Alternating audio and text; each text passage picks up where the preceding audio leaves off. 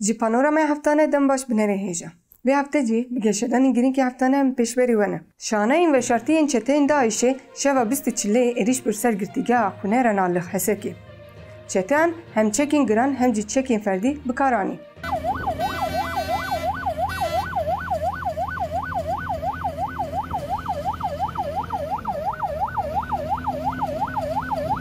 Beriye ku dest bi êrişê bikin, çeteyan xwestin wesayîteke bombekirî li ber deriyê girtîgehê biteqînin.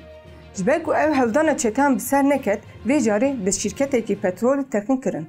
Hat ragandin ku şaneyên veşartiyên Daişê duyê bi ser qadê ket ji bo êrişa li ser girtîgehê û xweveşartinê bikaranî.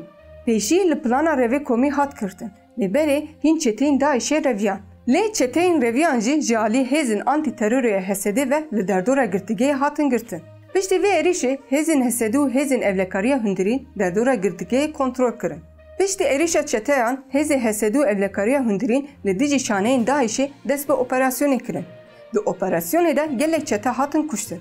Her wiha di êrişa çeteyan de her îkin 4 sivîl jî jiyana xwe dest dan û nûçegihana Ajansa Anhayê Basîl Leşîtkî dema şopandina bûyerê de birîndar bû.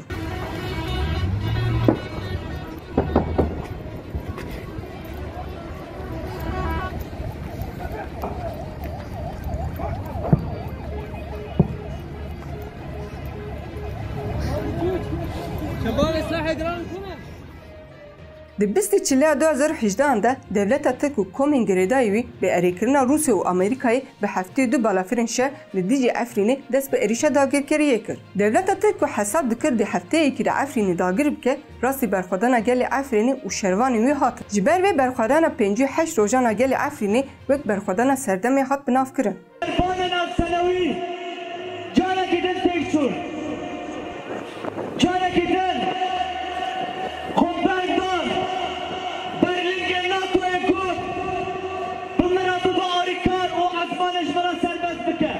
Efrîna ku bi zeytûna xwe dihat nasîn, ev 4 salin di bin dagirkeriyê de ye. Binpêkirên mafan di Efrînê di asta herî jor de ye.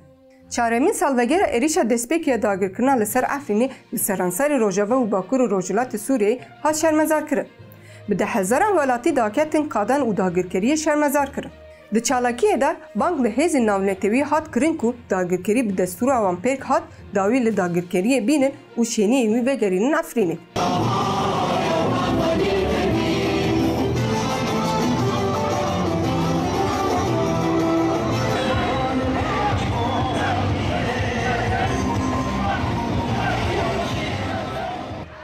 PDK û hikûmeta Iraqê ji bo pêkanîna peymana Şengalê ku bi hevkariya Devleta Tirk bêyî îradeya gelê Êzidî di nehê cotmeya 2020 de hat îmzekirin di nav hevdanan de ne.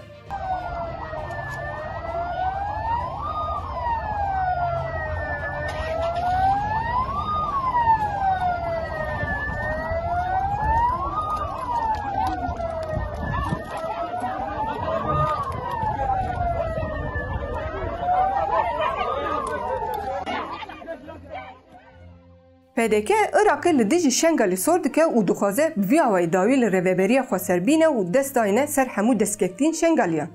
Êzidî li hemberî wan hevdanan diyar dikin ku wan ji bo avakirina rêveberiya xwe ser gelek berdilên giran dane dê tu carî dev ji pelgala xwe bernedin.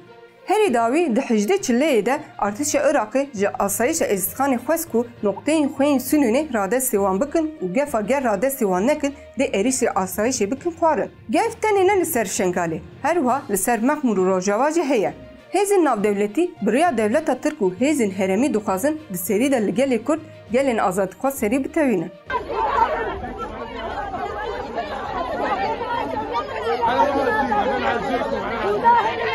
أنا جمال حشيكم على راسكم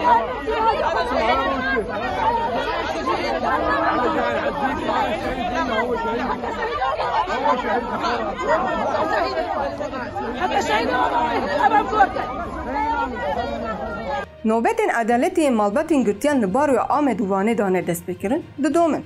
Malbatên ku her roj di sinciyê çalakiyê diyar dikin ku heta berdana girtiyên nexweşî girtiyên ku tevî ku înfaza wan qediyane û bi hincetên vala nayên berdan bên berdan dê çalakiya xwe bidomînin.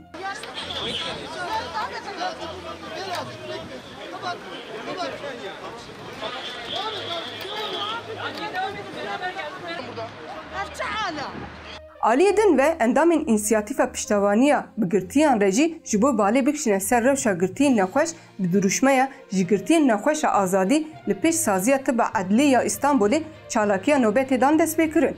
İnisiyatîv bertek nîşanên raporên ATKyên ku dikarin di girtîgehê de bimînin ê ji bo girtiyên nexweş jî dan.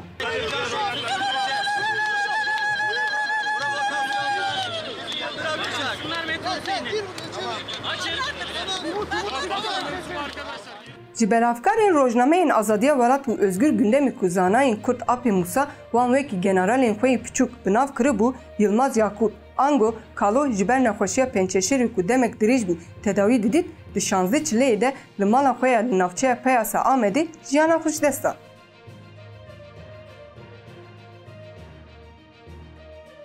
Cenazeyên Kalo piştî vecibeyên olî ji alî hevalên xwe yên belavkar, xebatkarên çapemeniya azad ve li goristanê Yênî ya navçeya Rezana Amedê hat veşartin.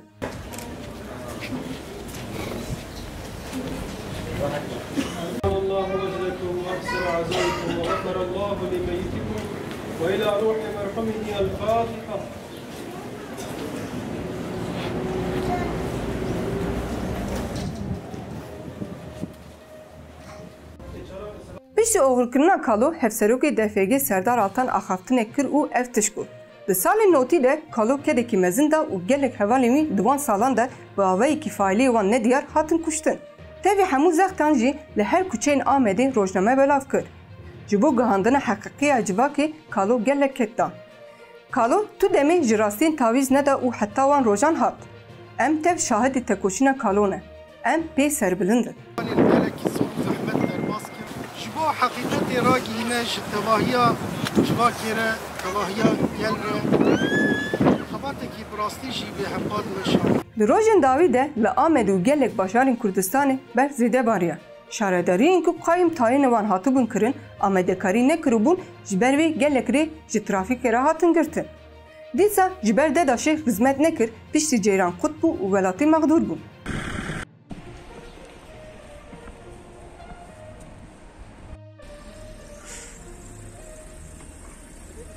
Li Amed û navçeyê wî ji ber barîna berfê li 571 gund navçe û wargehên ku rê çûn hatinê re hatin girtin. Ji ber rê hatin girtin, welatî mexdûr bûn û dibistan hatin girtin. Welatiyên di rêyan daman û ji karên xwe derengman bertek nîşanê qeyûm û xizmeta şaredarî di destê qeyûm de nedan. Her wiha HDP jî ji ber berfa zêde mîtînga xwe ya ku di 22 çileyê de bi duruşma em HDP di Parîzên pêk bianiya talib kir.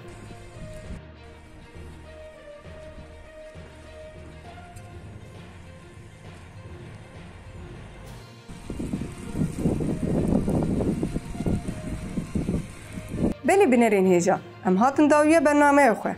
Hefte bê em bi geşadanên nû li pêşberî we bin.